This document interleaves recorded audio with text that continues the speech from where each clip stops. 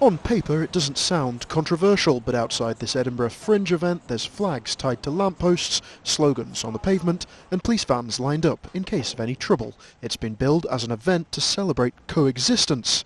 Those demonstrating say that's a sham. The organisers claim it's a peace festival and they're here to build bridges. We're arguing this is a justification in defence of Israeli wars and massacres of Palestinians in 2009 and 2014. And that far from building bridges, it's part of a project by the Israeli embassy consistent over many, many years to isolate Palestinians from any solidarity. Conflict of all kinds can become wound into any discussion of this subject.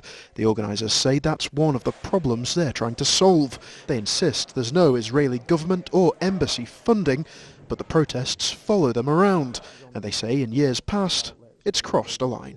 People are allowed to demonstrate for anything they believe in, and I would encourage them to do that peacefully, but not when they start harassing and haranguing people who are just going about their normal business. And in fact, what happened, they demonstrated against anyone that would come from Israel to the Fringe.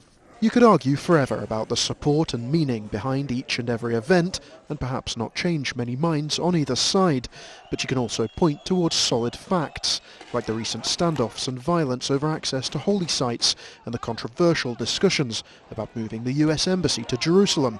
It sometimes makes a two-state solution seem further away than ever before.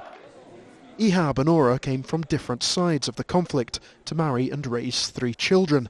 They know events like this can't solve problems like that, but hope they can change people's perspective a little and encourage them to live together more peacefully. We want a different future for our children, for all the people around us. And so this place here now, it's giving a little window for the world to see that people do want and can actually live together. The event includes screenings of documentaries and artistic performances. The protesters plan to stay put. James Chain, STV News, Edinburgh.